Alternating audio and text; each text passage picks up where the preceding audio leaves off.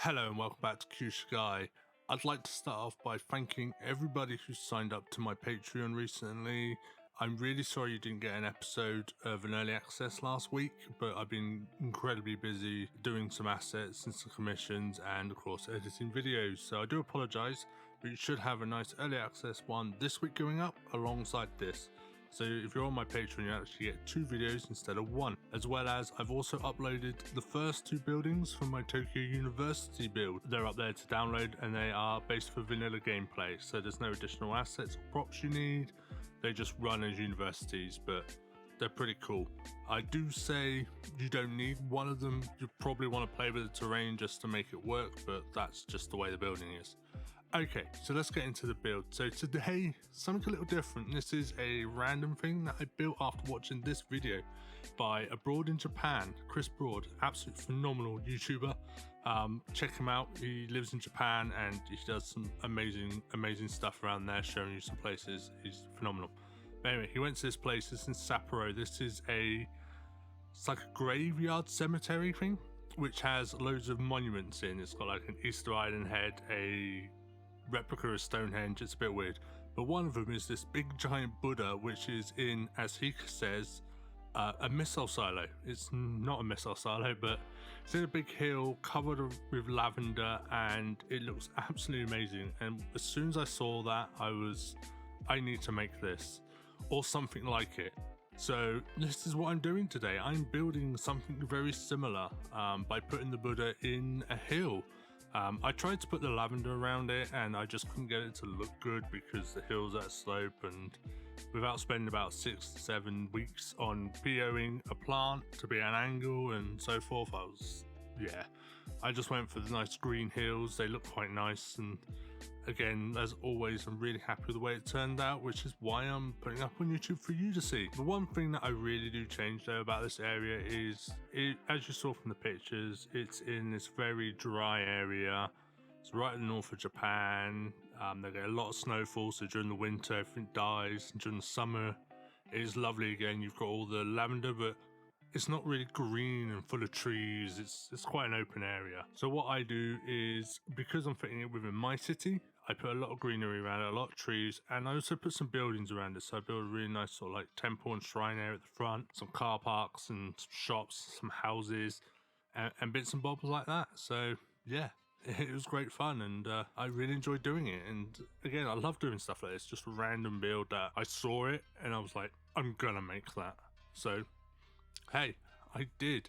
Now, it wasn't without its problems. Using those networks to do the sloped hills can be a pain, especially when you're going around with it, to get them to look good and actually fit. But again, it was worth it by the end. I'm really happy with it. So a few things do change, because I did all those round slopes going around the actual Buddha statue, and yeah, they're not as round as they look, as I found out, so I end up replacing them and repropping them down, but it is what it is, isn't it? That's what we do. We build stuff and then we rip it apart and then we rebuild it. So now I'm just putting down the basic road network. So I use these plain roads here because I want to cover them up and make them look like they belong in this section. I don't want any big road markers on them, so just use the plain normal roads that we've got here, and you know, from that I'll build off the car park, which is what I'm going to do now, and then a few little shops there, and then we're going to move on to the shrine. So I'm going to let you enjoy this video. I really do hope you enjoy it. It was such a great video to make. I really loved this build, as I said. I really hope you enjoy watching the rest of this, and I will see you at the end of the video.